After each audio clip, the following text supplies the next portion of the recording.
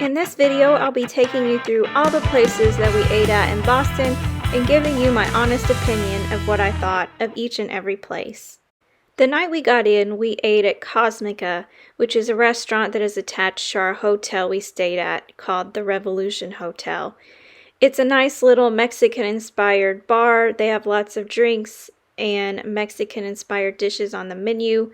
We each got these bowls, and while the flavor profile was pretty good, it wasn't spicy enough for my taste, and it was also very overpriced for the amount of food and what the food tasted like. I think we spent about $60 here just on a couple bowls plus tip and drinks. The next day, we went on a tour of Fenway Park and then hopped on the T over to Cambridge, Massachusetts just to check out Harvard. And we were looking for something that was nearby and quick, so we just settled on Tasty Burger. Now, I did not get a burger. I got a chicken parmesan sandwich, and I was very pleasantly surprised by this place.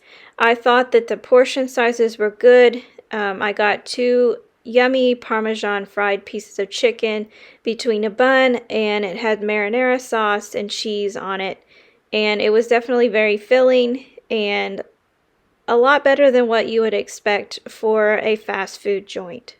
For dinner that night, we walked up to the Cheers bar, which is in the Beacon Hill neighborhood of Boston. Everybody will know this bar from the TV show Cheers, but it was actually founded in 1969 and started out as the Bull and Finch pub. We actually didn't have a wait to get in, which I was surprised. We got seated right away and the service was great, and our food was actually pretty good.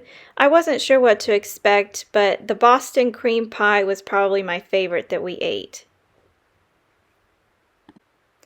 Before starting off on our walking tour of the Freedom Trail, we wanted to grab a quick bite to eat, so we stopped at this noodle and ramen place that was really close to the start of the Freedom Trail. I think it was just okay. My husband didn't like it very much, but I did enjoy the boba. I got the steamed pork dumplings, and they were pretty good and filling, but overall, I might pick someplace else to eat if I had to next time. Midway through the Freedom Trail, we veered off the path just a little bit into the north end, which is the Italian part of town, because we had to get some cannolis from Mike's Pastries. This famous spot is also a tourist trap, and there is a very long line to get in. However, the workers are pros, and you will not be waiting too long to get your delicious treat. I will say I think it was worth the wait. This one people say is the best cannoli in Boston. Since it's the only one I tried, I only have that to go on, but we really enjoyed what we got, and it was a fun experience watching them tie up the boxes and then trying out a new pastry that I'd never had before. And just be aware they only take cash, so you will need to have that with you whenever you pay.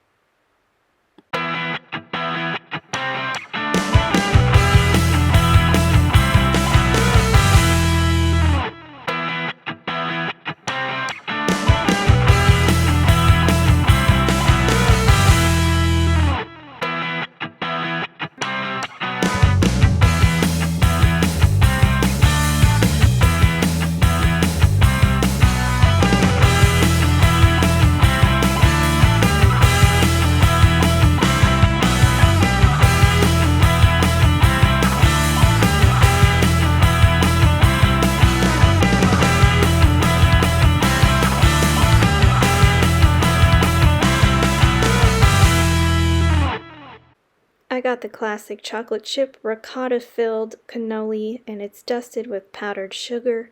The taste was really delicious, although I do think I like the Boston cream pie better, but I would definitely eat these again. My husband got a basic chocolate-filled one. He doesn't like powdered sugar, so he opted not to have that put on his. For dinner, we had great homemade pasta at Ristorante Sarcento. It was also in the North End and just down the street from Mike's Pastry. We went a little bit early on a Friday evening and there wasn't a wait, but when we tried to go back to the same area on Saturday night, you couldn't get in and there were lines up and down the street. So I would recommend reservations if you decide to eat in the north end of Boston on a Saturday evening. Our final day in the Boston area, we took a day trip down to Plymouth, Massachusetts to see Plymouth Rock, and on the way we stopped at the original Wahlburgers.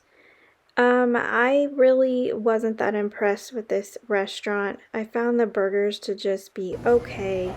The tots were really good. I enjoyed the cheese and the bacon on top. But as far as the burgers go, nothing too exciting, and really the only reason I could see people going there is just for the celebrity appeal and the Wahlburger name. Our final meal of the trip was at the White Bull Tavern. It was a really busy Saturday night, and it was hard to find a place that had seating. This place had a lot of yummy things on the menus, so they were able to seat us right away. I got this watermelon mojito, which was very refreshing, and I also had some crispy Brussels sprouts. My husband got a lobster roll, which was Maine lobster, and we got the hot buttered roll, which we shared. Lobster isn't my favorite, but I thought it tasted pretty good. The texture's a little weird, but I think if you like seafood, you'll definitely want to have a lobster roll before you leave.